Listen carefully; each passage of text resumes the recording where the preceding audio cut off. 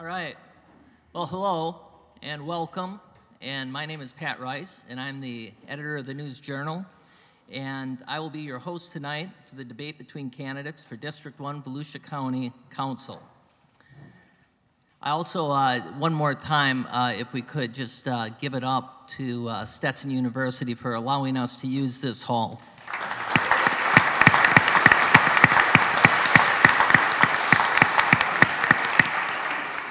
Now, if you could, just before we get started, rise and we'll do the Pledge of Allegiance.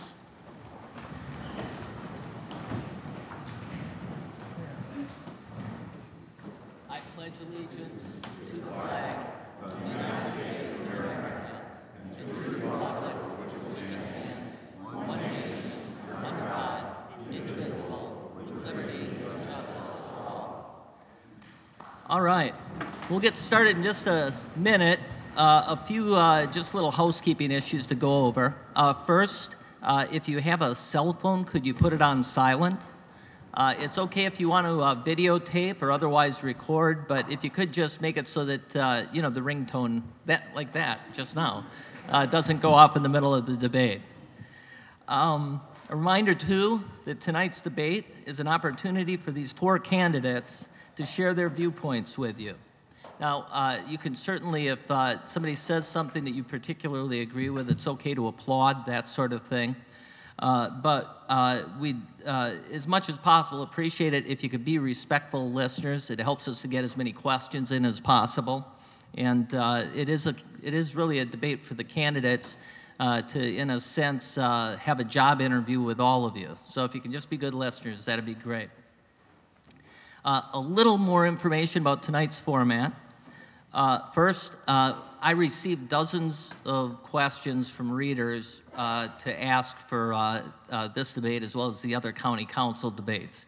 Unfortunately, way more than we have time for. So what I tried to do with most of the questions is a lot of people ask sort of questions around certain issues, and I tried to use those to create sort of composite questions that reflect what our readers want to know about most. So that's what I've tried to do. If I fail, we do have limited time, so if I don't ask something you think needed to be asked, it's not the reader's fault. I'll take credit for it. So that's kind of the source of the questions. One other thing that I want to point out is that I haven't shared these questions with anyone. The questions that we're going to ask tonight, not with any of the candidates, not with anybody. So, so they're questions that, while I don't think they'll be surprised about them, they haven't seen them, and there haven't been any scripted rehearsals or anything like that. So during the debate, each candidate will be given the same amount of time, generally 90 seconds, to respond to each question. And through the course of the debate, the goal is for each candidate to get the same number of questions first. If in answering a question, a candidate brings up another candidate's position on an issue, then I'll make a judgment call as to whether to give that other candidate additional time to respond. But our ultimate goal is to have everybody get equal time and for it to keep moving so we can get as many questions in as possible. And to make sure we stay on time, we have our veteran timekeeper, award-winning reporter Dinah Pulver, up in front.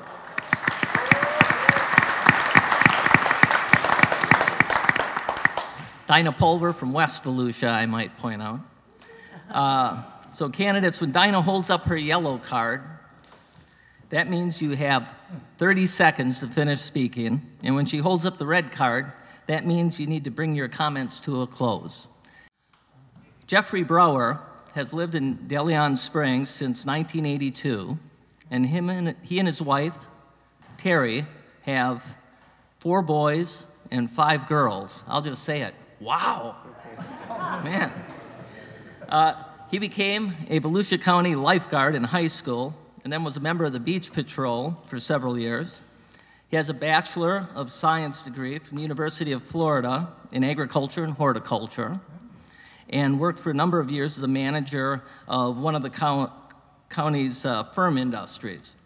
He and his family also have an organic farm and a landscaping business that includes design, construction, and maintenance.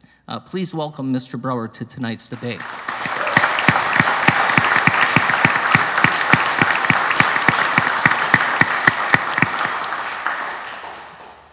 Barbara Girtman is a fourth-generation DeLand resident and a self-described daughter, mom, grandma, and dog mom with an MBA from St. Leo University. Ms. Girtman is a member of DeLand's Economic Development and Strategic Planning Committee, and she served 2 terms as a commissioner for the West Volusia Hospital Authority. She has more than 20 years of experience negotiating healthcare contracts, and she is a real estate professional with B Realty. Please welcome Ms. Girtman to tonight's debate.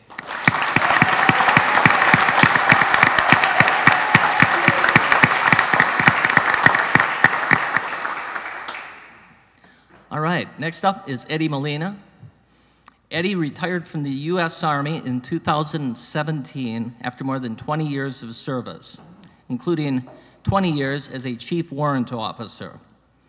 His main duties were in recruiting and also in personnel. Mr. Molina served 2 stints in Iraq and a tour in Italy and Colombia. Not at the same time, 2 different tours. Since retirement, he and his wife, Jennifer, have made their home in DeLand. They have 2 children.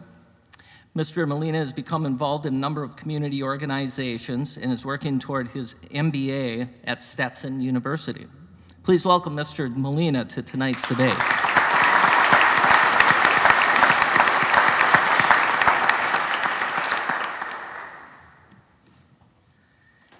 And finally, Pat Patterson.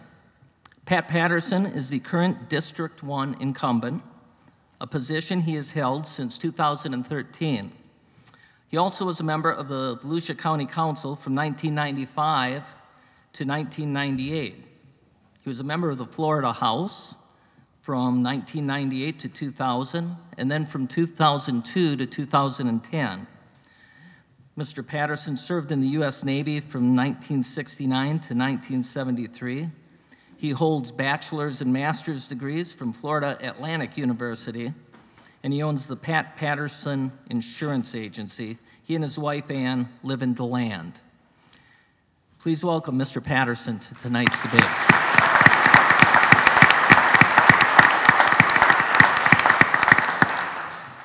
All right, so we put 4 names in a hat to decide who gets the first question.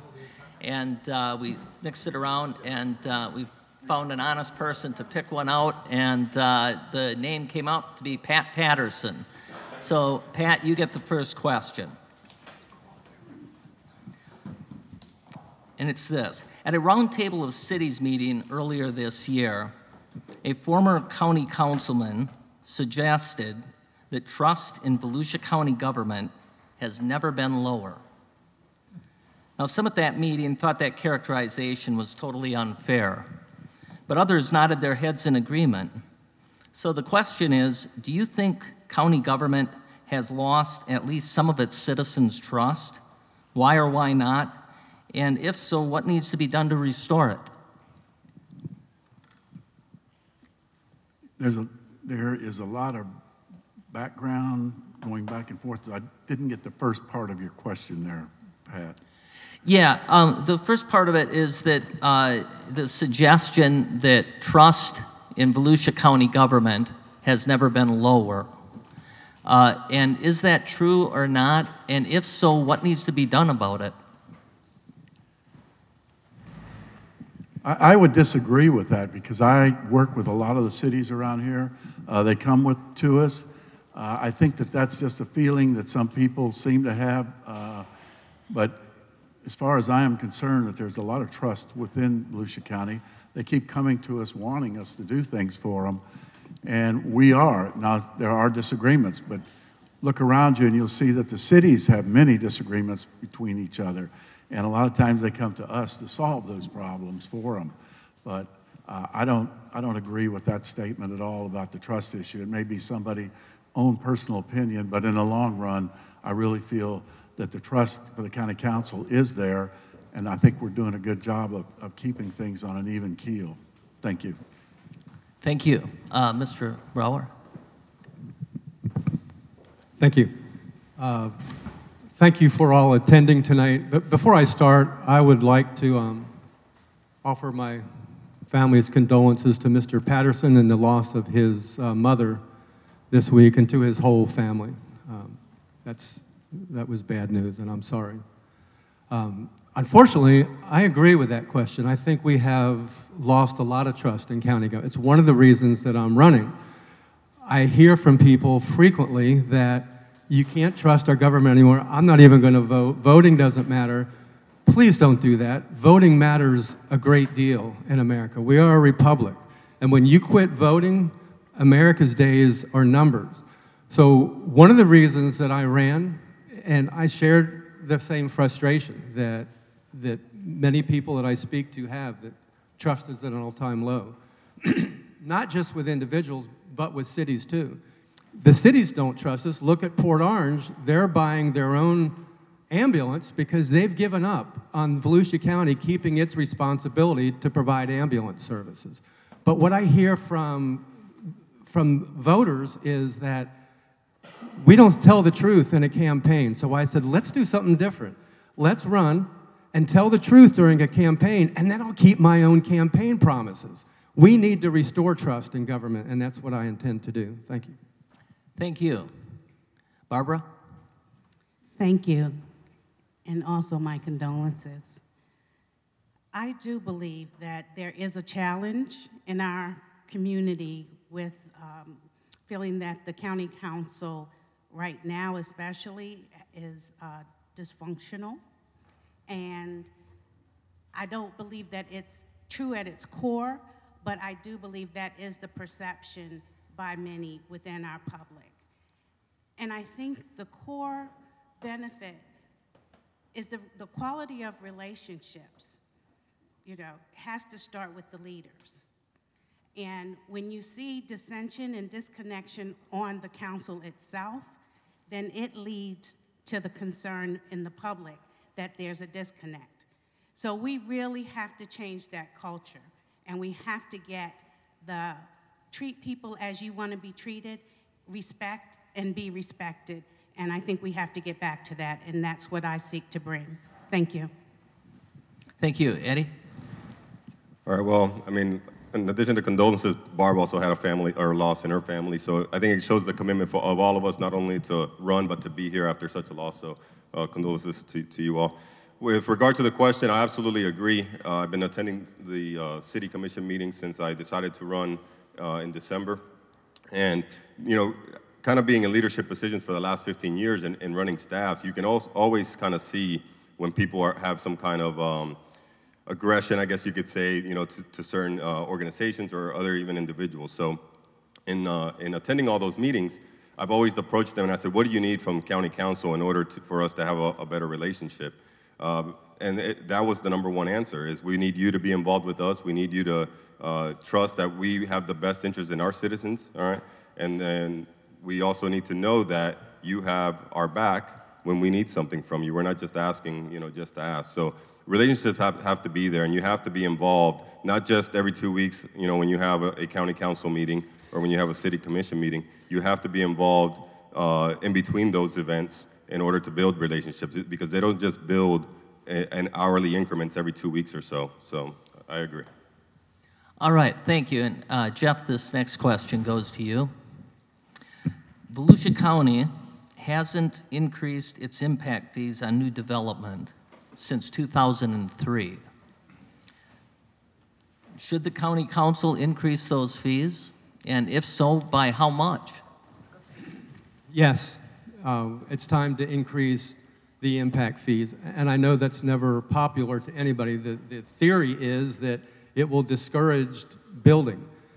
If you look around at counties that surround it, look at Seminole County, Orange County, they have increased their impact fees by a factor of 3, and they will tell you it has not slowed down construction at all. In fact, if you work out the arithmetic, if you raised it to $10,000, I'm not proposing this, but if you did raise them to $10,000 per home, and you put down on a 30-year mortgage, it's like $60 a month. It's not going to keep anybody from buying a house. So I do agree that it's time. We have a growth problem. We have a sprawl problem. We have congestion on our roads. We have water problems. We have safety problems both with firefighters, ambulance services, enough police officers. We have to pay for growth. You know what? We'll never completely pay for growth, but we have to begin to approach that. For too long, it has been on your backs to pay for all the growth. You're carrying the tax burden for new people coming in. I want new people to come in. I want good, clean business to come in, but I don't want you to pay for it. You've paid enough. So yes, we have to raise the impact fees. Thank you. Barbara? As your local realtor, you never want to see our customers have fees pushed down to them. However, impact fees are critical, and developers and builders need to pay their fair share before we ask the public to. That's what's critical. And I'm just so disappointed when I attended a county council meeting and I heard the concern that the public wasn't bright enough or couldn't comprehend the impact fee, and it was too complex. Now, every other county has figured this out, and there's no reason that we shouldn't do the same, and everybody who impacts our community should have the right and the obligation to pay for how they impact us. I've even seen where the developer says he's open to paying. So why hasn't he paid? Because he hasn't been asked. And our representative in District 1 should be standing and fighting for that, and certainly should have over the last 15 years. So I certainly will. That will be the first on the agenda. Thank you. Thank you. Eddie? Yes, they need to go up. Currently, we are at about $6,000 for impact fees. $3,000 of that is for school impact fees, which is the lowest when you compare it to any of the other surrounding counties. They range around $9,000. Their totals are around $10,000 to $13,000 for impact fees. So we're well below the threshold, even if you consider over 55 communities that do not pay the school impact fee portion of that. So the $2,100 or so that we pay that goes towards roads, the remainder obviously goes towards parks, fire, and all the other services.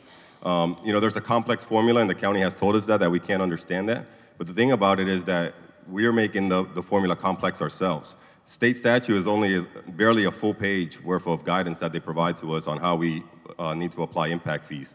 So we have the ability to manage that in any way we see fit, as long as those fees go towards infrastructure and towards the development that the growth brings. The other thing that we need to look at doing, our current structure for impact fees basically takes our county and splits it in 4 zones.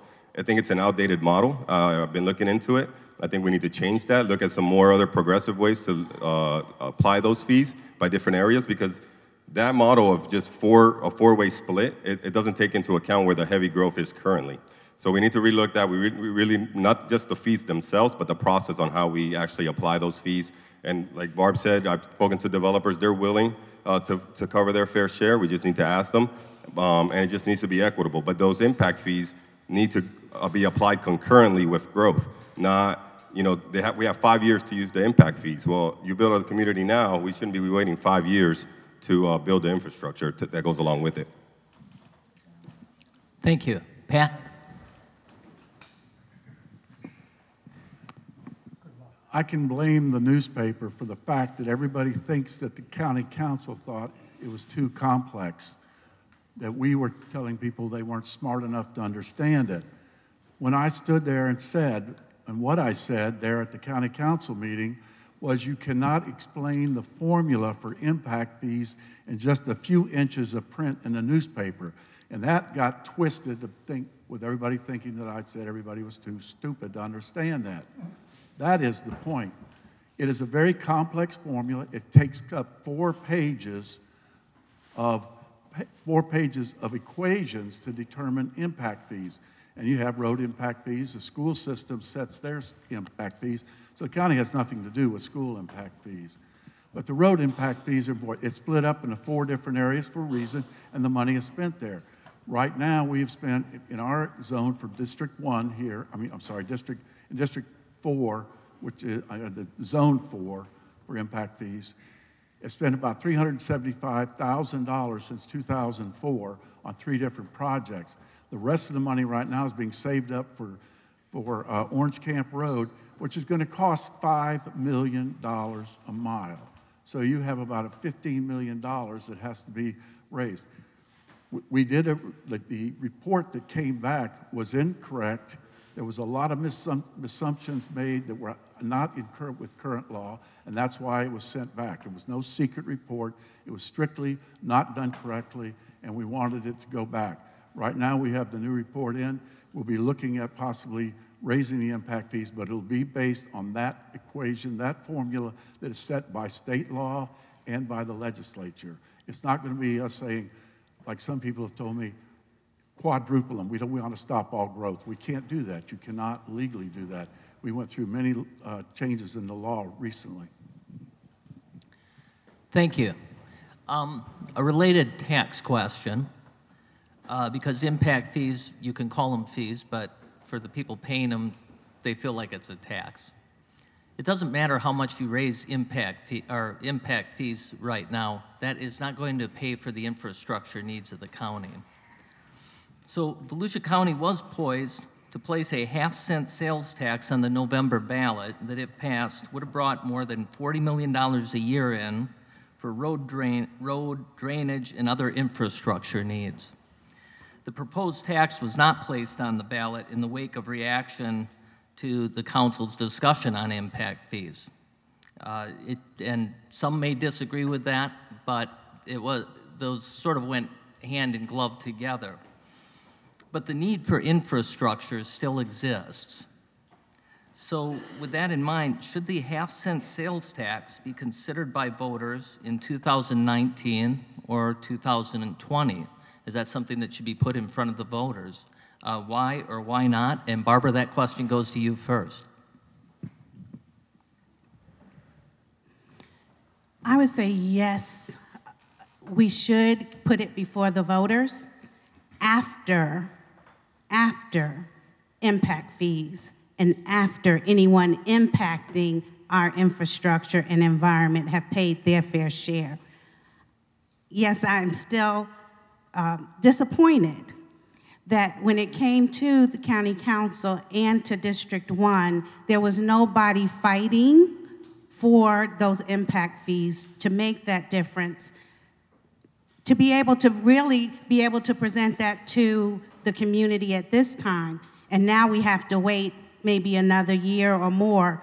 And I think there was a way that our experienced representative could have supported that and made some other choices to move that further along. And I think there was a cleaner way and a cleaner process to have that discussion about the half-cent tax by addressing the impact fees differently and creating more of a support mechanism for the impact fees at that time. Okay, thank you. Eddie? So I agree that we probably need to look at that. Well, first of all, we won't do it in 2019. I don't agree with having a special election for that at the cost of some $800,000 to us. So if anything, it would need to take place in 2020, along with the general election. But we need to look at our current procedures on how we're spending and see if we can prioritize and kind of shift some things around. I think we're currently at like 56% of our impact fees go towards debt services. So, looking at those numbers and looking at, those kind of get reduced and how much we're going to be allocating towards that and how much we can actually allocate towards current infrastructure, there may be a need for a half-cent sales tax, but based on just really my experience and kind of just looking through the budget, I just see ways where we could be more efficient, and I don't believe we're doing our due diligence in using fees or just our budget in general in an effective manner. But if it does come down to it, I'll be in the community and I'll be speaking to everyone. It won't be out of the blue, we just need to do it kind of thing. People will know that what we're thinking, and I'll get input and feedback from folks, and we'll decide. And I'm up for letting voters decide if they would like to vote for the impact fee rates, or I'm sorry, the half-cent sales tax. Thank you. Pat? The origination of the local option sales tax came from the cities. The cities were the ones that met over there with a round table of cities, and they were the ones that were actually asking for this to be put on the ballot. It wasn't the county council. We wanted to see where the cities were because they were going to benefit from this also. So it's incorrect to say the District 1 council member didn't do enough on it. We were waiting to see exactly where the cities, and the cities were the ones who said, let's pull this issue. Let's not go forward with it. And the council agreed with it. Now, to the thinking that we're not spending the money correctly, that money, impact fees are restricted. So it only goes for those expenses. It's not spent on parks or recreation. It's strictly either road impact fee, or if you have a park impact fee, it goes to the parks. Now, if you go in and you raise the impact fees and then you have a local option sales tax, the law requires you to adjust the impact fee back to offset the income coming in from the local option sales tax. So what, I don't know, was the chicken or the egg come first? It's hard to tell.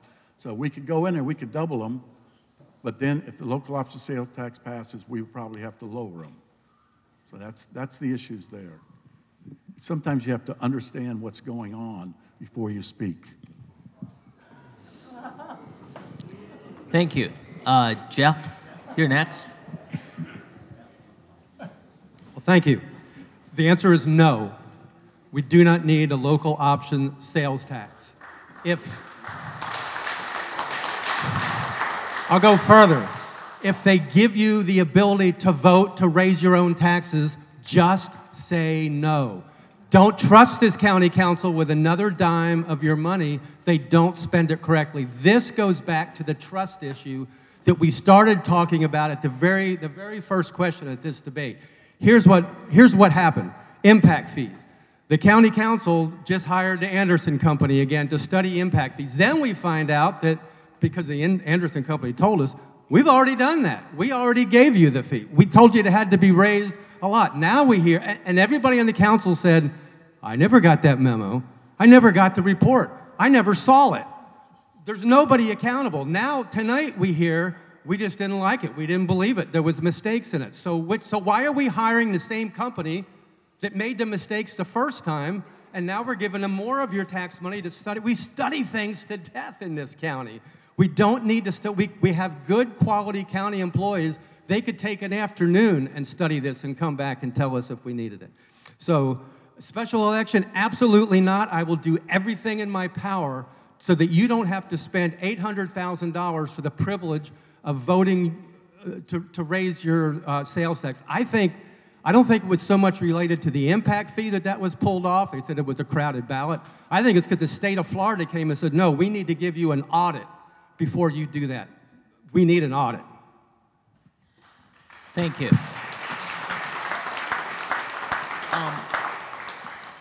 I feel like we need to let a couple more people speak to this. And one question, though, if you could just hand the microphone back to Jeff for just a second, because there was one question that I don't know that you answered, which is that there are some very, very real infrastructure needs in a county where we're adding 25,000 or so homes over the next 5 years, where we're increasing traffic. So if you don't pass something like a half-cent sales tax, where does the money come from to pay for that, what will amount to hundreds of millions of dollars of infrastructure needs? I'm glad you asked that. We have plenty of money in the county. We don't have a taxing problem. We are extracting enough money out of your paychecks. It's time to let you keep more of your own money in your own paychecks and quit trusting the county council to spend it better than you can at home. We have over a $500 million in a savings account. We need an audit to find out where that money is coming from. We have reserves in our budget that today total $250 million. We have money to spend. We don't have a taxing problem. We have a spending problem, and we need new spending priorities. So again, I would say don't trust this council with any more money to spend until we have real spending priorities that benefit you and not just a few people on the All right. east side. I want to just sort of go to Barbara if you want to respond to Pat, who I felt like was directing his last comment to you. I felt it was directed at me also. But I also recall being at the meeting where I believe one of the local mayors came in and shared that due to the issue with the impact fees, we've agreed that we need to pull this. So to say that that wasn't the reason and I need a better understanding, maybe someone needs to go back and read the record because that is what was communicated. Thank you. Okay. Eddie, I don't know if you want to have a final word on this yourself, and then to Pat, and then we'll go on to another question. Well, I mean, I just throw in, I'm kind of in the middle of this, but, you know, I agree with what Jeff just said. I mean, there is a lack of prioritizing, it seems like. But, I mean, if you really look, you know, the 2018-19 budget is 777 pages long. But if you look through that, you can see where the money's going, and you can kind of see. But really, it's just going to come down to working with our partners, the other council members, working with the cities, and really determining where the priorities need to lie. And then you can determine off of that whether, you know, the tax is really necessary. But you know, the money's there. Obviously, 500, you know, it's probably a lot to have in reserves. I don't agree with spending it all. You know, that's been done before, and you just end up having to raise taxes because you have no reserves to fall back on. So that's just where I stand on that point. Okay. Pat? I don't know how many times over the years I've had people come up to me and say, I hear that the county has $500 million that they're hiding from everybody. And I can sit them down with Donna DePeister at the county, and they will go over where this money is. There is money out there that is restricted, but it slowly is spent out over the months, each month. So when you look at when the taxes are collected, initially, there's a large chunk of money that comes in that shows we have a lot of cash on hand. But this is restricted. A lot of this money goes to the cities. A lot of this money goes to other areas in Volusia County, but it's restricted funds, just strictly restricted funds. So if you have a question you don't really believe, if you really believe that there's $500 million out there that we're hiding from people, please come see me, and I'll have you sit down with me, be in there, and I'll say, I want to see that $500 million. I want to show it to them that where this money is. So please, if you don't believe what I'm saying, then come forward, come see me. I'll sit down with you and show you. All right. Thank you. And we're going to go on to another question. And Eddie, this question is to you. A News Journal story on Sunday showed the extent of donations people connected to the development industry have made to council candidates this election cycle. Do you think, as a result of those donations, that developers somehow have too much influence in Volusia County? Why or why not? And if so, how have you seen that influence manifest itself? Well, I can't say that I've seen it personally or but it does have an influence. I mean, if somebody, you know, gives you something, it's just human nature to kind of feel like you owe something back to them. So I read the story, and the whole part about, oh, we've never asked for anything. It's kind of like, well, you don't really need to ask. It's kind of just, you know, what you just expect out of that transaction. So, needless to say, that's not something that's, you know, only in Volusia County. You know, I've lived in 7 states and, you know, all over and visit all over the world, and it's just things that developers are involved in politics everywhere you go. So until, you know, campaign donation laws are changed, you can't do anything about it. You just have to trust that the people that are providing those fees and the people that are receiving them are doing it, you know, with integrity, and that's the best really you can hope for. But it is what it is. I mean, it really is all I can say on that one. So. Yeah. All right, thank you. Pat? Everyone in this room has a constitutional right to contribute to political campaigns, subject to a $1,000 max per election. why restrict anybody of that constitutional right? I would think people would go crazy. 25% of my money, and it was shown in the newspaper, news journal, came from developers. Just 25% of my 75%. So I'm looking at 123 contributors with about an average of $365 per contributor. So I have, and I'm constantly accused that a particular builder in this area has a lot of control. That builder has never come to me and said, I want this. Never has. And that builder has given a lot of money to this community. That builder came to this area with the clothes on his back and built himself into a fortune of developing all over the United States. But to say that the money, there's control, this is illegal, this is a problem, they shouldn't give money, is incorrect. It really is incorrect. And I wouldn't want to strip anybody of that constitutional right to contribute to political campaigns. We have a particular sheriff in this county that thinks there's a pay to play. And I've said, if that's the case and he thinks there's some corruption, then put up or shut up. Thank you. Jeff? Yeah, I think that money affects elections. Does anybody in here not think that money affects elections? We're awash in money. Is it illegal? It's all legal.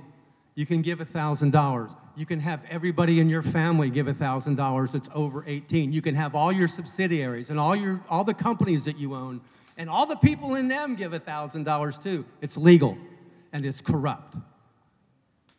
The way to track it is to go to the Supervisor of Elections website. Every one of you should be doing this. And look at who we're giving campaign contributions from. And then look at the votes on the county council and see how the votes go. Now, I just heard somebody say that I haven't really seen it. Well, I've lived here my whole life. I've seen it. I've seen when Maury gives thousands of dollars to each candidate, and then I look at Williamson's Boulevard. It's a clogged up road, except when you get down to Maury's end, where he's planning on building thousands of homes. Suddenly there's a great big road expansion down there. Did he come and ask for that? I don't think he had to. I look at J. Hyatt Brown and the money that he's given. Well, he did come and ask. He asked for your tax money to help pay for his infrastructure. I can honor what the man did and the business that he built. To me, it's obscene to come with your hand out and ask all of you for a multimillionaire for you to pay for his infrastructure. I think money is a problem in Volusia County. Thank you. Barbara? So, I'm not going to vilify the developers and the investors who invest in Volusia County because what they do is what we've allowed them to do. So I believe honesty and integrity is what it takes, and I believe that's what it takes for District 1, and that's what I will provide. And what I also want to share with you is I focus on Volusia County and District 1. And 80% of my contributions have come from my voting district. For my voting district, for the voters, I have 3 times as many contributions as any other candidate from our voting district. And I think that's important, that we have that representation and that the people who are the voters are the supporters. So that's what my campaign is about. It's for the people, by the people, and with the people. Thank you. All right, I think the next question goes to you, Eddie. No. Oh, did I get it wrong? Oh, I did get it wrong. It goes to you, Pat. I'm sorry. Jim Deneen resigned as county manager in June, and the county council is now in the beginning stages of finding a replacement, a new county manager. What qualities do you think the next county manager needs to bring to that position? Ability to leap over tall buildings, stop bullets, feeding bullets. There's a lot of qualities that you look for in a county council, the county council is going to have to consider in a county manager. Something that I was involved with back in '95 when we hired Larry Arrington, but we went through 2 different candidates before we got to the one that we actually chose. So I have experience in this. And looking at them, you want somebody that has a strong financial background, that understands finance, understands the ability to put money together. We got projects, to look at the tax structure, has that kind of experience. I want somebody that comes in that's got at least 10 years of experience in that particular area. I look for somebody that doesn't look at ways to say, no, we can't do that. I look for ways that we can do things that's good for this county.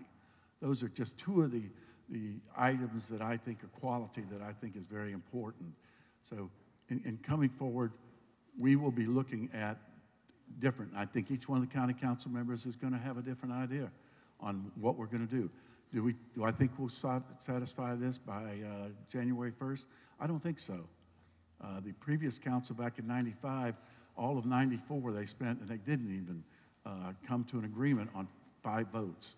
So it's not going to be an easy process because you've got 7 people, 7 individuals who don't always agree. That doesn't mean we're dysfunctional. It just basically means we have different ideas. Thank you. Jeff, same question.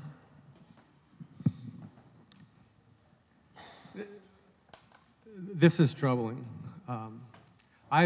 We need to hire another county manager. I don't want to hire another county manager that's a clone of the county manager that we just had. Our county manager managed himself. Here's what's supposed to happen in a charter government. The county council is supposed to tell the county manager what to do and what you, the citizens, want done, how to spend your money. What happened is the county manager would tell them what has to be done. But yet he was fired. I agreed that he should be fired. I went before the county council and I asked that he be fired for insubordination, for problems with the medical examiner's office, for incorrect information, and I'll stand by. So I'm not sorry that he's gone, but I'm really troubled with allowing this same county council to hire the next one. What would I like to see in a county manager? I honestly would like to see somebody with ties to the community, not Jim Deneen is quoted in the newspaper as saying this was just a stop on the way to his next 2 gigs. I don't want a guy on his way to his next 2 gigs. I would like to see somebody with roots right here that has to face all of us when he gets done serving as county manager. Somebody that lives here. Yes, somebody with strong finance background, somebody with a good education. We've got smart people in Volusia County who run great businesses. We've got a pool of people here to pick from. Should we look everywhere? Yeah, we should look everywhere. But let's not neglect the people right here that have ties to our community that have to look all of us in the eye when they're done. All right, thank you. Barbara. I do agree with Jeff that we need somebody with community ties. Not that he comes with it, but they develop it. I want somebody that's not afraid to touch the community and get better understanding of who we are, why we are. But I want somebody that has experience perhaps from elsewhere, who's already done this, done it right, or been mentored by somebody who's done it right. Because I think where we need to take Volusia going forward, moving forward, to be a premier county, it's going to take somebody with vision, and typically it may have to come from outside of our area. Great if it's here, but I think it's key that we need somebody who can devote 8 to 10 years to ensure that they will be here through that period and not, as Jeff said, here to look forward to their next opportunity. So I certainly think that we need a community connected and somebody who's willing to stand with us and move us forward. Thank you. Eddie? All right. So we have a few city managers from our 16 cities that are interested in the position from speaking and being out there. But a national search obviously does expand our options, and I think it's something that we need to look at. But as far as qualities, we have to look at somebody with the experience, no doubt. I mean, a resume is going to outline everything that they've done and what their abilities are to do the job in the future.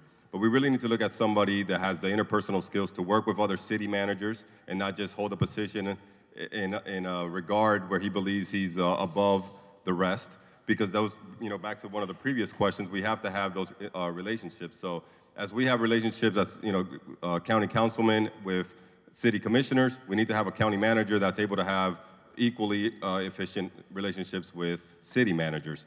So I think there's a lot of ways we could do that. We can first start by bringing somebody in and maybe having a town hall like this, involving citizens that can kind of let this person know of the issues that have been going on. We've heard the chair say that we might scare people off because of everything that's been in the newspaper. Well, I don't think so. I think if we let them know the issues and they're willing to take on those issues and that challenge, we'll have somebody that is willing to do the job and move us forward. And also with the city managers, have them provide input and have guidance, and maybe like some kind of citizens committee, like DeLand has done for a few of their recent hires, and it's worked out great. We have a great fire chief, a great police chief, and that was all because the community was involved in the selection process. All right, thank you. We have significant Develop One Daytona. The council also approved millions for the Tanger outlet, the Trader Joe's distribution plant, and most recently, Brown & Brown's new headquarters that they're going to build in downtown Daytona Beach. Now, these projects, to be sure, have all brought in jobs, hundreds of jobs. But with the exception of the jobs that are going to be coming with Brown & Brown, most of the jobs this development has created have been in the low-wage category. Has the council shown itself too willing to use tax dollars to help developers create low-wage jobs? The answer is yes. It's an unequivocal yes. Economic development. We hear it talked about all the time, that we need economic development. Our county defines economic development as to tax you at the highest rate possible and then giving that away as corporate welfare. I want to stop that. I don't want it to continue anymore. That's not economic development, it's economic embezzlement. It's a misappropriation of your money. So when I'm trying to remember the first part of your question. Well, it was that they've given tax dollars to quite a few developments. Most of them, with the exception of Brown & Brown, have been more lower wage than higher wage. Thank you. When I first considered getting into this race, I was at an association meeting in DeLeon Springs, and Mr. Patterson came in. They had just voted for the Trader Joe's, and he was excited, should have been excited. And then he said at the end, and it didn't cost us a dime. And I thought, I've lived here my whole life. That can't possibly be true. We don't do anything that doesn't cost us a dime. So I went back and researched it and found that it cost us $4 million. But that's a problem. We got some of that back, about $2 million from the state. That's a problem with economic development. We don't look at your money as your money. It's our money. It's a chip that we can bargain away and use for something else. Every study that I've ever looked at says that economic development, at the very best, does nothing to help the economy. Most likely, it erodes the tax base because it's removing taxes that should be paid. So we'll talk more about that. Thank you. Barbara? I certainly am concerned about the amount of money that's being spent on the east side for part-time contract jobs. We know we need living wage jobs for our community. We can't bring in business. We can't bring in business because we don't have skilled labor and we don't have the vocational training and the skilled needs to be able to get our high schoolers and our college kids a living wage job to be able to uplift our community. So I'm not as concerned with incentives if they're going to be something that really builds a foundation and a base for our community overall. Part-time retail jobs are going away. Why are we investing in something that's going to bring more part-time jobs where families have to work 2 and 3 jobs to pay for a 2-bedroom apartment that also is unaffordable? So we definitely need, if we're going to invest our money, we've got to invest in the infrastructure of our system of good jobs, living wage jobs, to help our families and our community move forward. Thank you. Eddie? I wish I could say what she said, but but I agree. We always have that whole Palmetto curtain thing come up where the east side seems to benefit a lot, especially from things like this when you talk about tax benefits. So there is obviously a big concern because at the same time those benefits those tax benefits seem to benefit the contractors that we were just speaking about earlier in the same sense. So there is a lot of concern there. And then with regard to the low-paying jobs, we have one of the lowest, wages throughout the state. I think we're at 14 median, where the state is at 16 to 20, if I remember correctly. So we need to bring in. So we have Team Volusia, but when's the last time I haven't seen Team Volusia kind of really return anything to us that has been worthwhile? So we really need to relook at that, and we need to look at how we can attract better-paying jobs. We have universities that are in our area that can definitely improve our skilled labor force, and we need to take advantage of that. But until we take those strides, so government is usually risk averse. We try to kind of just maintain the status quo, not go too crazy over here, over there. Well, it's time we need to do that. We need to be able to take risks that are going to pay off in the long run and pay dividends, rather than just giving benefits to low-paying jobs, things that may not be here in the near future, and that are just going to go away, and then we don't see the return on investment that we had expected from it. All right, thank you. Pat? Let's talk about Team Volusia. It's a private and then government operating. We provide money to run the business side of it, and then in the community, the business partners put a lot of money into the recruitment of new businesses into Volusia County. And we look for certain businesses. I served on Team Volusia for 4 years, and Chair Kelly is doing that role now. Frontier Communications, where is that located? It's located here in the DeLand area.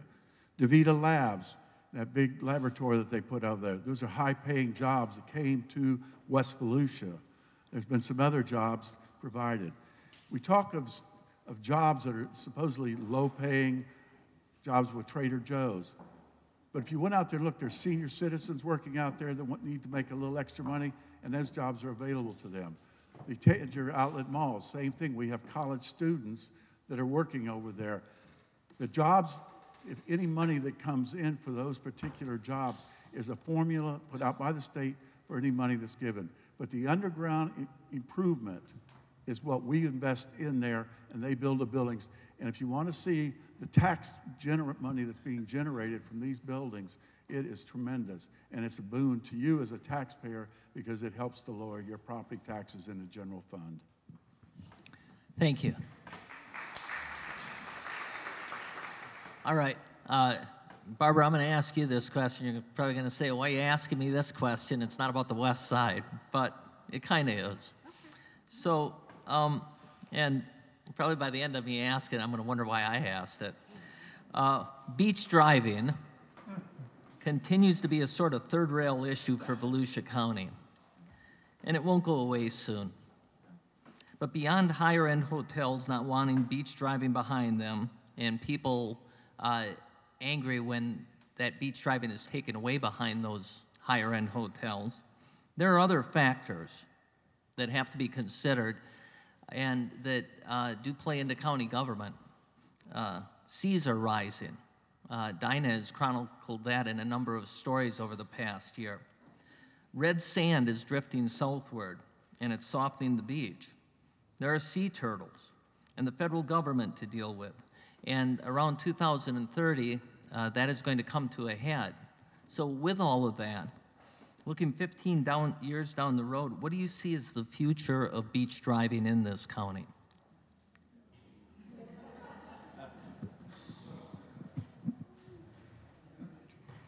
I love the beach. I love beach driving. I enjoy being able to go and park my car. However, after our last hurricane, I was over there that next day and there was no beach. No, there was no beach. The water was to the wall. And it really concerned me when we talk about where do you park, right? What is the safety concerns? Because again, this is nature. This is not, someone removing the beach or removing the access. I believe in beach driving, I believe in beach access, and I believe that our beach should not be for sale. However, I'm concerned. I'm concerned environmentally. As you say, what does that future look like? There's a lot of conversation that it should be like it was 30 years ago, but nothing is like it was 30 years ago, and 30 years from now, it won't be the same. So I do think we have to put our best vision forward for how to maintain a affordable access for young families and people who, like me, enjoy going to the beach and don't want to pay an exorbitant amount to do it, or don't want to have to trek all of your information or all of your baggage, across the way. So I think it's important that we have beach driving. Thank you. Thank you. Eddie? I love beach driving as well. It's part of our heritage. I'm from Orlando, and the only reason I drove to Daytona when I was in high school was to drive on the beach and check out the girls. But, sorry, yeah. But, that's what you do as a kid, that's what, but it is a part of our heritage, it is what we do, and it's what separates us from every other beach in the country. I think there's like 7 beaches you can drive on in the U.S. So it is important, it's important to keep, but at the same time, in the same token, you have to take the environment into consideration, and you have to take 2030 into consideration. So, as far as, I like to think strategically and be prepared to what's coming ahead. You can't just wait and see what's going to happen in 2030 and then try to react to it, because it's going to be too late. So we really need to look at, we talked about, the county right now with, I believe Daytona Shores is trying to work on a land deal with building a lot, with them, but that's their land, it's their city. So that collaboration and that cooperation has to be done, and it has to be effective in order to come to the same conclusion of, well, we might lose it here in about 15 years, but we don't want to get rid of it now. Once you give away the beach, it's against Florida state law. You can't get it back. So we have to be very cautious. And I think the Shores, the hotel, it's a great example of how a great hotel establishment can coexist with driving on the beach. Thank you. Pat? As you said, the red sand, the high tides, they are really affecting our beach driving as it is right now. And the biggest complaint we're getting is there's not enough off-site beach access. And that's what the county council has been looking at over the years and buying land. And the land that we've been buying is land that wasn't being sold. The builders, the owners of the land came to the county and said, we're unable to sell this land because of height restrictions and whatever. So that's how we've ended up getting some very good deals over the years on beachfront property that we turned into parking. I don't like driving on the beach. It's not anything to drive, and I understand why other people like it, but I don't really particularly care for it. I came up here many years ago. I had my young children on the beach, and I was terrified out there, worrying about them being hit by cars and some of these drivers who really don't care. So they want their big wheels and everything out there. We have 24 accesses to the beach right now, 24 accesses, and they're not all being used. The beach costs us about $12 million a year to maintain, and the totals accumulate to about $6 million of that. 2030 is going to be the day of reckoning, and that's when we're going to really find out. And we need to be ready for that at that time. We pushed back, and really, because we were looking at a law for the last 2 years that would stop access to the beach, create private beaches. And in Volusia County, we fought that bill, and we were exempted from it. Thank you. Jeff? There's not enough time to answer this question. 30 years ago, Daytona Beach and the whole beachside was thriving. We had businesses that were moving, and we didn't have to bribe anybody to come to Daytona Beach. They wanted to be here. They wanted our market. There was parking all over the beach. There was shops that our tourists and visitors and the people that live here could go to and eat and buy something. If you talk about economic development, you can't talk about it without looking at the beach. The beach is what draws people to Volusia County in many cases. We were the world's most famous beach. Now we're just a beach that's confusing. You talk about safety problems. You look at how the beach is chopped up now. It's hard to drive on it safely because you got to pay to get on. and you can only get off once, and then you're stuck. So you drive down, you can't drive anymore. We have made it a safety hazard the way it's all chopped up now. It's hard to drive on it safely. So we talked about safety. We talked about economic development. I need another minute to do this. Sorry. We need to open our beaches. We don't need to have lower ramp tolls. We need to have no ramp tolls. The reason that you need to be, if you want economic development in Daytona Beach, open the beach and give the people something to do and let them go on there and then maintain it. When I worked on the beach for 10 years, and this isn't the only reason I love the beach, it's one of the reasons, is that we maintained it. Yeah, we've always had red sand, we've always had turtles, we've always had all this stuff, and we've always maintained it until the last 30 years. What's different? Think about that, and then elect somebody who loves your beach and will take care of it. All right, thank you. All right, if we're all very disciplined, we will get through 3 more questions. So the next question goes to you, Eddie. Volusia County Sheriff Mike Chitwood has a less than positive relationship with the current council. He said all current council members up for re-election should be defeated. He's also said, I think this is a direct quote, "This county needs an enema." And he's suggested a need for a state or federal criminal investigation. What do you make of the sheriff's relationship with the council? I've never heard any of that. No, obviously it's a fractured relationship. He has his opinions, and obviously he's entitled to them. He's living that experience daily. I think a lot of it comes from, or stems from, having to report under the county manager. And in my opinion, as an elected official, he shouldn't have to report to a county employee. So I've looked at the organizational structure of the county. We've looked at the charter. And there's ways that we can kind of help the sheriff manage his own department without going through the bureaucracy of the county manager. So I think that'll alleviate a lot of that strain that he has there. But funding still has to come through the county council unless we're looking at different ways to do those budgets. But I think if we give him the leeway to run his department like he was elected to do, he was entrusted by us as the electing body to do that, then I think a lot of that will go away. Thank you. Pat? I find it interesting, an individual, like when he was running for sheriff, was asked a question about being a constitutional officer or coming under the Volusia County Charter. And he said, I don't have a problem with it. It wasn't until he got elected, suddenly he had a problem with it. Many of the things that he complained about the manager never came forward. He never really brought this forward. The county council makes the final decision on the budget. It has to go through staff. The property appraiser, the supervisor of elections, for some reason they don't have a problem. They have the same function as elected department heads here in Volusia County. Suddenly our sheriff has decided that he wants to be totally different and he doesn't want to have any control. Well, folks, that's the biggest part of our county budget. The biggest part of our county budget is in the sheriff's department.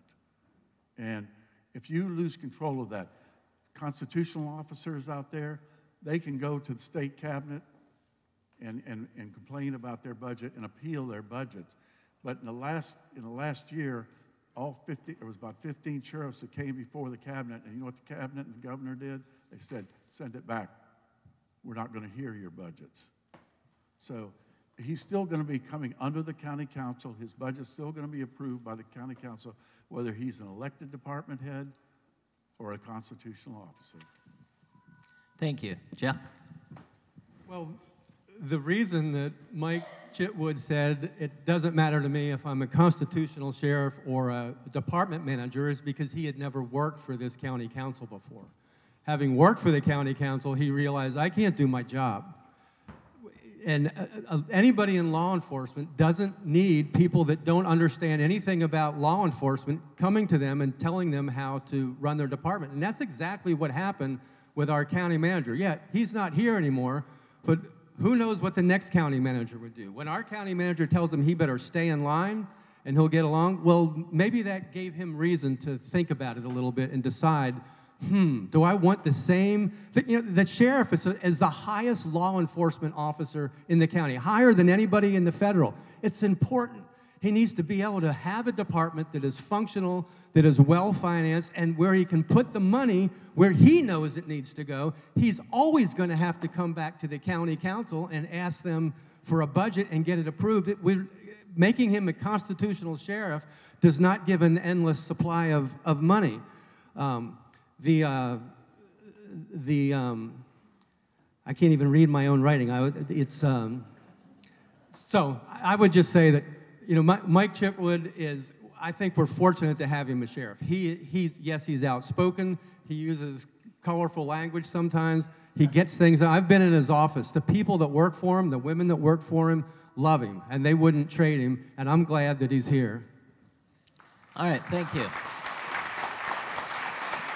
Barbara? So, the key to success is the quality of the relationship of the leader. And that's what I would expect from our sheriff as well, because he is a leader. I support our sheriff and whatever he needs to get his job done, to protect, to be a guardian and a protector of our community, but not be disrespectful. I just think it's very disrespectful, a lot of the way that things have been represented. And he's got to be an example also. So I look for him to be an example of treat others like you need to be treated.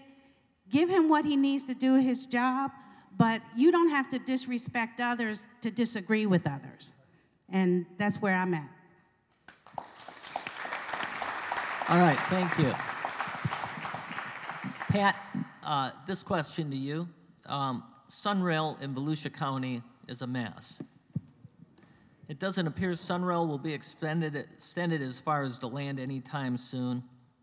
It's unclear whether we'll still be on the hook to pay as much money for SunRail as we're currently obligated to pay. And it's not even clear how much money we're going to be obligated to pay. So what can the county do, or what should the county do to either get SunRail to do what it was supposed to do for this county, or to get out of it? Well, as far as saying that SunRail is a mess, right now out of DeBerry, the ridership out of there is the highest than all the other counties out here. We have a high ridership going out of DeBerry, so it's been working, and the people that ride SunRail to down into Orlando that are very pleased with that. I ride SunRail, so I know about it. I sit on the SunRail Commission. We had a former chairman of the county council for 4 years, but pretty much just went down there and attended meetings and never came back and let us know what was going on until Chair Kelly asked me to serve on that commission. I've been working on some amendments to help us as we go forward. I finally, again, this last meeting, got an amendment through. We're going to start a discussion with the Department of Transportation. Right now, we're not paying anything for the operation of SunRail. The maintenance costs in DeBerry, yes, we are paying for. With the state of Florida actually doubled the parking out there because there are so many people going in that area. So we're going to start a discussion to work on getting SunRail into the land, or get out of that situation where we're going to have to pay for the 50% of the cost of the maintenance of the track, pay for 20%, 24% of operating costs instead of 4%. And this all happens in 2021, so we've got to get this done, and this is what my goal has been, and we'll accomplish it. All right, thank you. Jeff? So the question is SunRail a good deal, and do I support it? SunRail has been a boondoggle since the day it was first created. It's been mismanaged. Mr. Patterson just told you he sat on the commission for 8 years. SunRail it does serve some people in DeBerry. It costs us about $34 million. We sell about a little over $1 million in tickets. But you know what happens? It costs us more for the employees and the machines that print out those tickets than that $1 million. We can't even cover the cost of printing our own tickets with them. It's a mismanagement problem. It's not open on weekends. It's not open at night when people might want to go to Orlando besides commuters for work. It's just not managed well. So if you ask me if I support it, do I support overpasses? Yeah, I support overpasses, but I don't support an overpass that comes crashing down and kills people under it. SunRail is an overpass that's coming crashing down, and you're going to get stuck with the price tag for it. I don't support that. I don't support it in its current form. It's been mismanaged. It needs good management, and we're never going to get the rail to DeLand or Daytona Beach, but you're going to pay for it. Thank you. Barbara? You know, I was one of those that was really looking forward to SunRail and looking forward to the investment. And I was there when there was a lot of momentum from the prior Congressman, Micah, local city of DeLand, local municipalities. There's high energy, everybody's ready to move forward, and everybody was excited. What I didn't see at that time was the level of support from our District 1 representative. That was what was missing. And it appears that that concern between himself and perhaps our county manager, I'm not sure, has us in a situation now. It was either fight for it or fight against it, but don't stand in the middle and stall it. And now we're in a situation where it's, I guess, still in a quagmire, where you're trying to work through what part we're gonna have to pay, what we're not gonna pay. But the representation on the team, you're not getting the level of support and authority that you expect to have of somebody with the level of experience that you've had in the time that you've served. So I think it's critical that we invest in West Side. I'm not sure that the way SunRail was initially going to be applied is the best thing for us today, but I want a representative, and you should want a representative that's going to stand and fight for District 1, and that's what I look forward to doing. All right, thank you. Eddie? So commuter rail is typically a losing proposition when you look anywhere across America. We're just not, unless you're in like a big city like DC, New York City, and things like that. So like Barb, my wife and I, we were live right down the road from the DeLand station where it would have stopped, and we would have looked forward to it. But when you look at the numbers, they just don't add up and they don't make sense. So we're about to pay 25% of a mile and a half or 4% of track, and now it's extending to Orlando Airport because they've been the big focus ever since. So, and I know Pat mentioned that during the last CFCRC meeting, he tried to bring it up, but the motion was never seconded and nobody entertained even to listen to the option of amending the contract. So when you look at the original contract, it says that it's going to extend to phase 2. Well, phase 2 is now Orlando. It's no longer DeLand, so it's not going to come here. So we're looking at spending some $9 million, for a mile and a half of track here in about 3 years, and it's just not feasible. It's not cost effective. So where commuter rail typically makes its money is the economic impact that it has around its train stations. Like Winter Park it's a great example. The Berry, unfortunately, we ride from the Berry to Orlando, or we ride southbound. Those folks are not coming to the Berry, so we're losing out on the economic portion of it. So the Berry has some plans. They're building around the train station now in order to kind of get folks interested in coming in. But again, the schedule is off. If you're not riding it for work, you really just can't get on it to where you can take benefit of shopping or anything else in the area. Take 30 seconds or so to respond to some of the things. Yeah, I want to correct something. At the last meeting, my amendment was passed. Before that, I didn't get that. But we did pass an amendment, and we're having a meeting with the Department of Transportation. Commuter rail that is what this is. This is not a going back and forth, and you start out, you get it started, and then you expand from there. But right now, it is strictly a commuter rail Monday through Friday operation. As it grows, it will expand and go into weekends and that. It does occasionally do that also. All right. Listen, I'm going to take an informal poll here because I'd like to ask one more question before we get to closing remarks. But if I do, we may go over by 3 or 4 minutes. Is that okay with everybody? Yes. All right. All right. Hearing some yeses, we will continue. So this is the last question before we get to closing comments. It goes to you, Jeff. Does Volusia County have adequate emergency medical and ambulance service for its citizens right now? And if your answer is no, it doesn't, then what has to happen for it to become adequate, and what would that cost? No, it doesn't. In fact, you just stole part of my closing statement. One of the reasons I wanted to serve in this position is because you're in a bad position. We're not adequately staffing our fire departments. When Jim Deneen took over, he said, well, you can have 3 guys in a truck. National standard is 4 firefighters on an engine. That's national standard. They're built to carry 6 guys. He said, you can have 3. That lasted a couple months, and he said, you can have 2. We don't have enough people on a fire engine to make it safe for those guys to know that they're going to get home to their families at night. We should allow them that little bit of safety. But here's what's worse, is that there's not enough people on that truck to serve the people that they're supposed to serve, the property owners. If you have a fire, 2 guys is not enough to go and pull the hose, stretch the hose, get water through it. What if somebody's inside dying from smoke inhalation? There's nobody to go, so you gotta let the house burn and try and go get them. If you need an ambulance, you may or may not get one dispatched to your house because we don't hire enough ambulance EMTs and paramedics. It happens every day of the week here. I get warnings on my phone that there's no ambulances available in DeLeon Springs, Orange City, Ormond by the Sea, wherever.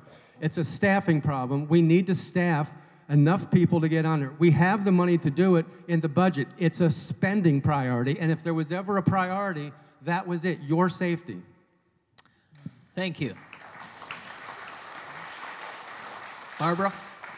I certainly agree that essential services, our first responders, should be our top priority because our families are our top priority.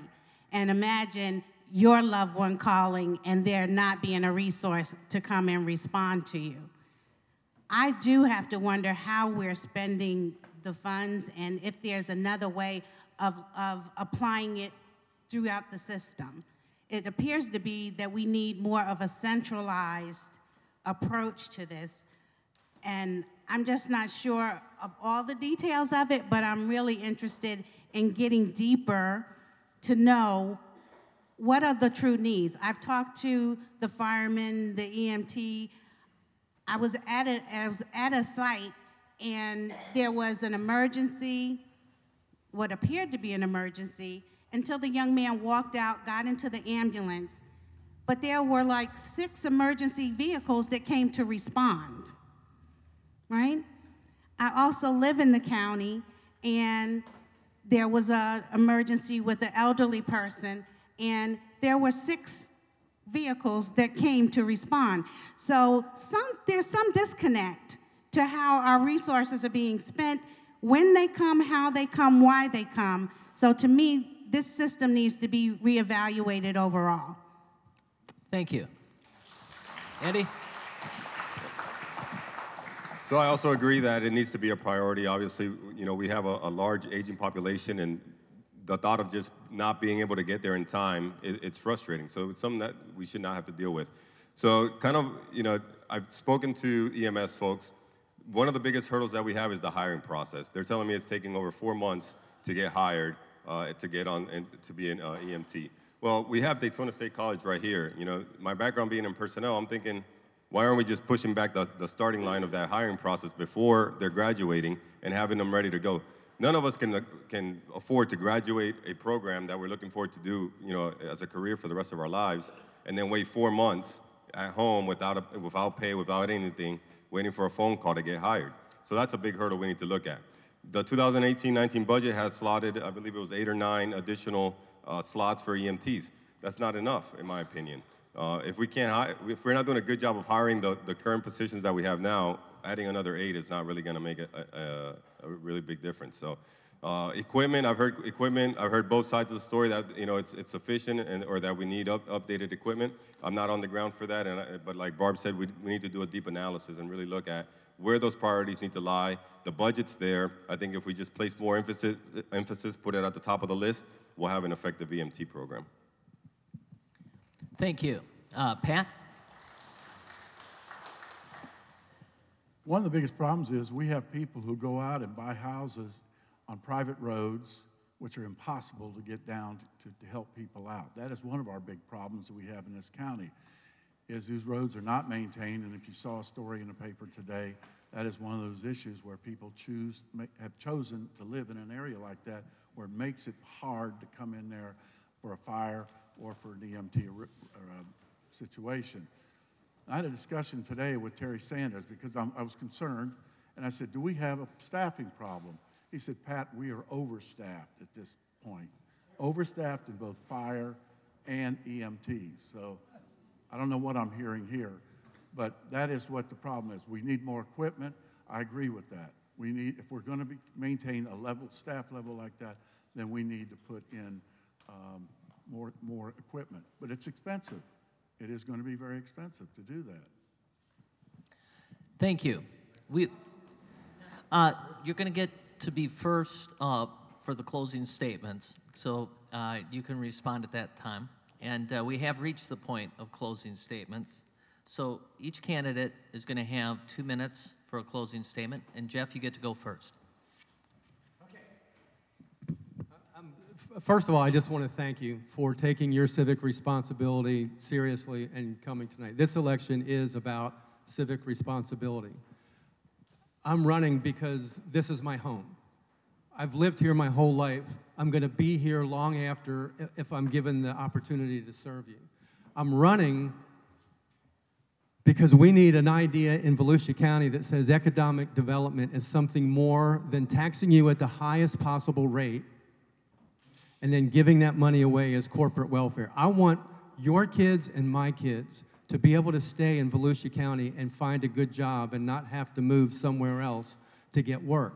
We're not going to do it the way that we're going. I want my kids and your kids to be able to drink clean, fresh water.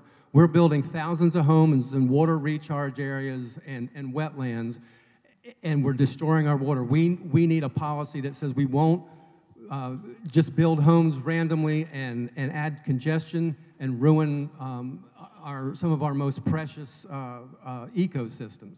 So I'm running because I want safety for all of you.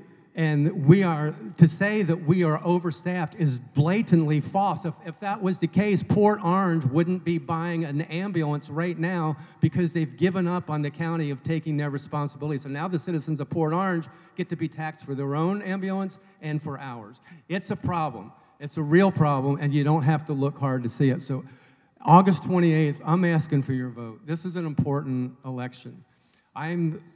I will be your voice on the county council. I'm going to know who you are because every month I'm going to have town hall meetings around this. I want to know what your aspirations are, your dreams are, and your concerns are because that's how I see this job. I represent you. It's not my job to come and try and force you to do something that you don't want to do.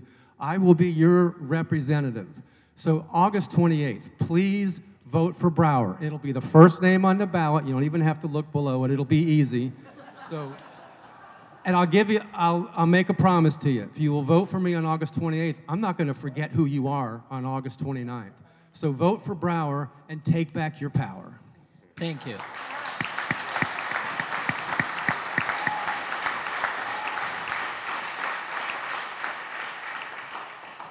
Barbara. So I want to thank everyone for coming, being here tonight, and supporting each of us. Because I think it's important that you come out and know that we're here for you. And I want to say thank you to Pat Rice and the News Journal for having us tonight as well. I want you to know that we're all capable. We're all good people. We want great things for the community. But I also know that only one of us can be your representative. And I want to trust that you will allow me to be the new voice, the new vision, and the new energy for District 1. I'm ready to move Volusia forward. It's time that we move forward. And we move forward not with a representative that is not asleep at the wheel, and one who's ready to bring resources to West Volusia, to also, we need to focus on smart growth strategies, and I'm really looking forward to working and improving the quality of life for our young families and our seniors. We need good jobs, we need the infrastructure, and we need to address those essential services. So I ask you if you'll help me to help us to create a better Volusia.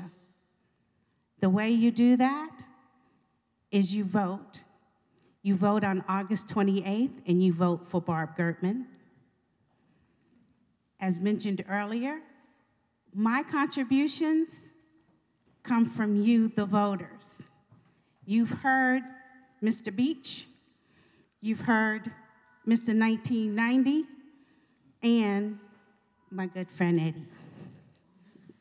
And I just want to say, I thank you for being here, for being and showing your support, and just keep me encouraged and inspired as you've been doing. And I love our community, and I'll stand here for you, with you, and by District 1. Thank you. All right. Thank you.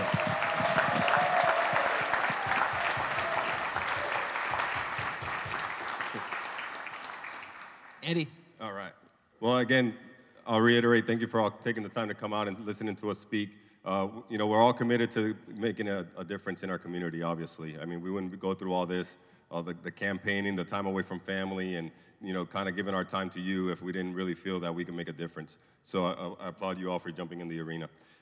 You know, Pat, when initially he started the event by saying, this is our interview, all right? So I want you to put on your HR hats and really look at the backgrounds of all of us up here, and really just consider, you know, who has the ability, the experience to move us forward. We all have great ideas, and I think we all agree on a lot of points, and we all want the same future for Volusia County and what we can do in the next 4 years. But when you look at our backgrounds, and you look at, you know, my background, for example, you know, for 15 years I've been writing policy, I've been developing procedures for organizations. I'm the only one that has experience working with organizational structures, all right? I've worked with thousands of people, I've been responsible for thousands of people, and that's my background, and that's the experience that I can bring to the county council. Because our job, the biggest job description for the county council is to write policy for the county and for the staff to follow that policy. So when you look, and you know, we have a saying when we write policy, words matter. So when you look at policy that's ineffective or you can't really implement because it's not written correctly, that's because of lack of experience in doing those things.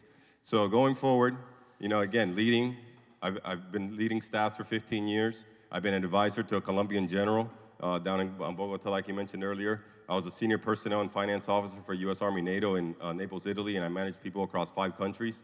So, you know, bringing that all together, and if we were looking at a resume, and if this hiring process was based on a resume, I think you would all agree that I have the background and experience to apply those things and move us forward. Because again, ideas are they're great, we all have them, but who can actually take the steps necessary to move those ideas forward and put them on paper? I think I'm your best qualified candidate. So as the others have said, August 28th, I hope to earn your vote.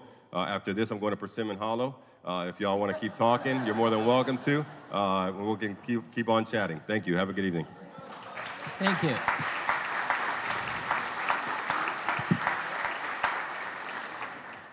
Pat?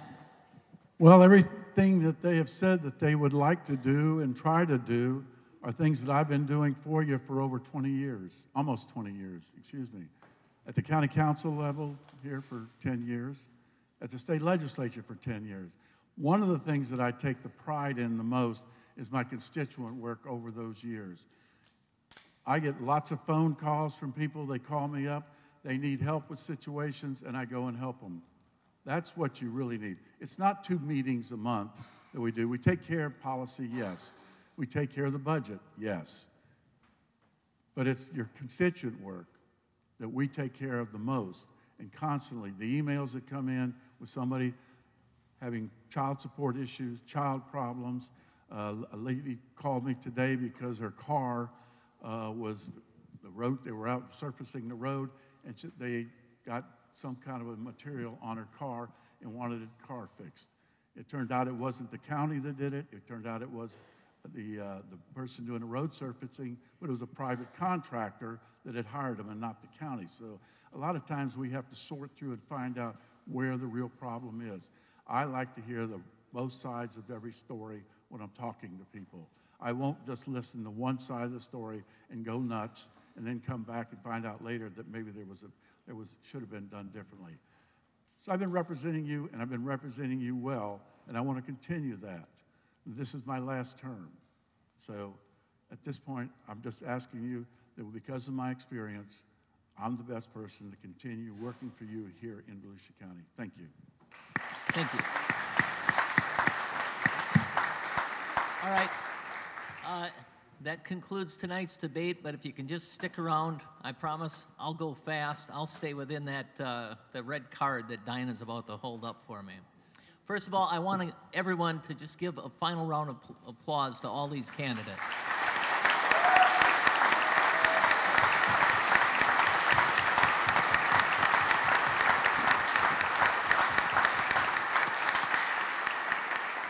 I want to thank all of you for coming tonight.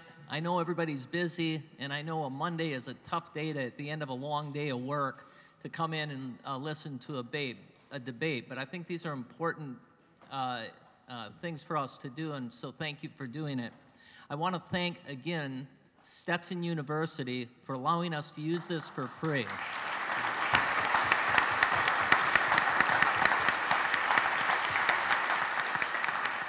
Seriously, we could not do it without Stetson and our other schools helping us out. And with that, a reminder that tomorrow night, Tuesday, the News Journal is hosting a debate between the at-large Volusia County Council candidates at Bethune-Cookman University's Performing Arts Center from 6:30 to 8 p.m. Doors open at 5:30. And if you look in the News Journal tomorrow, you'll have parking details. You've got to park about a block away from the Performing Arts Center, but it's not too far away and it's easy to find. And I hope some of you can make it to that.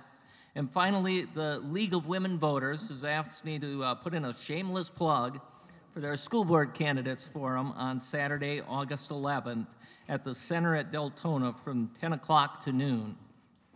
Thanks, everyone, and have a great night.